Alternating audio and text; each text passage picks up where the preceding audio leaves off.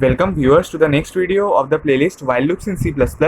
So today we are going to see if a number is palindrome or not. Okay, so we'll writing a code to check if a number is palindrome or not. But before that, we will see how to what is the logic behind this palindrome number. Okay, so let's say we are given a number 151, and if we reverse this number, okay, then what do we get? 151 only.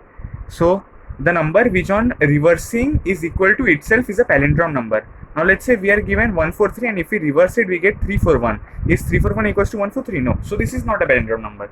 Okay, so we will just simply check if these two numbers are equal or not. Okay, now let's see how we will implement this idea with the help of the code, and we will just discuss what will be the logic behind the code. Okay, so let's say we are given the number 143. Now to reverse the number, what do we do? First we need the last digit, okay, because we need to place it at the first. So what can we do? We will first extract the last digit, then place it over here, then reduce this digit to 1 4, then again extract the last digit, place it over here, then again reduce this digit to 1, then extract the last digit, and then the number won't remain and will be equals to 0.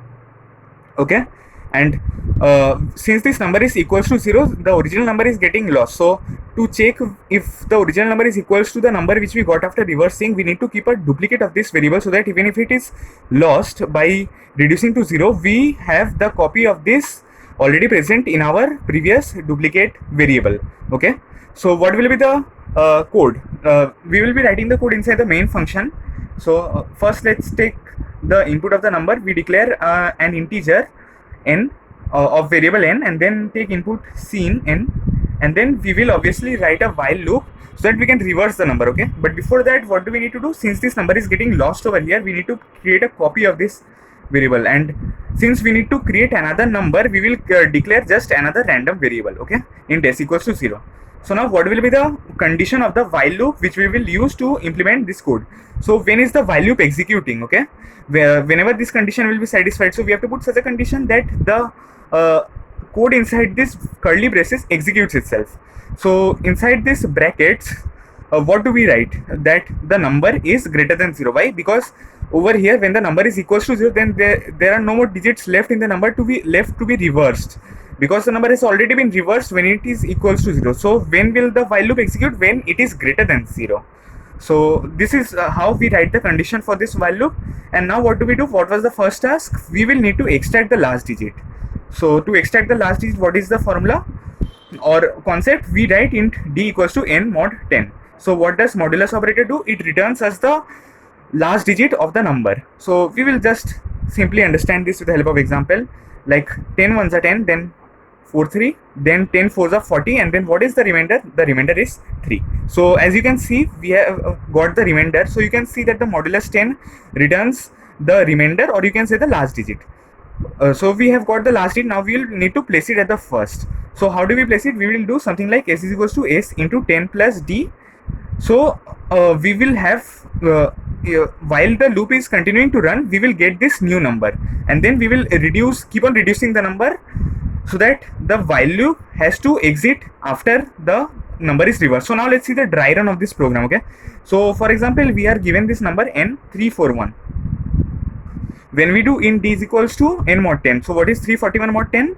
So 341 mod 10 gives us the last digit, which is 1. So s is equals to s into 10 plus d. What was s at the beginning? 0. So 0 into 10 is how much? 0. Plus d is how much? 1. Okay, then the number is getting reduced to 34. So 341 by 10, what does it do? 10 3s are 30, then 41, 10 4s are 40. Okay, so as you can see, what does by operator do? By 10, number by 10 does is that it removes the last digit and gives us the number except for the last digit, or you can say the quotient is written. So here the quotient is written, then the number is checked if it is greater than 0 or not. Okay, since this is a loop, it will continue to run. So when it is reduced to 34, it will check if 34 is greater than 0 or not. Yes, 34 is greater than 0. So again the last digit of 34 will be extracted, because n mod 10. So what is the last digit of 34? It is 4. So now how is this new number getting formed? S. In S. So we will do 1 into 10 plus d, okay, because s into 10 plus d. So what is there in s? 1. So 1 into 10 is how much?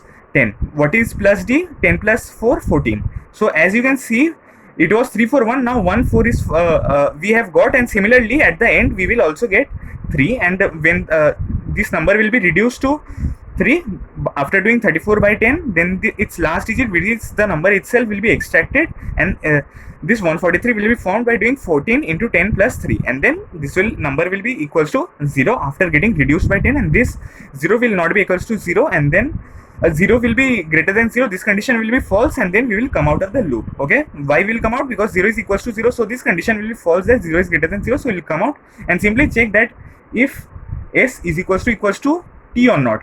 You can notice that we took the input in n, but now we are checking with t. Why? Because we already kept a duplicate, so whatever was n will be t. So now if s is equals to t, we can simply tell that the number is palindrome. See out palindrome. Else this is not palindrome. So a quick recap of what we have done today.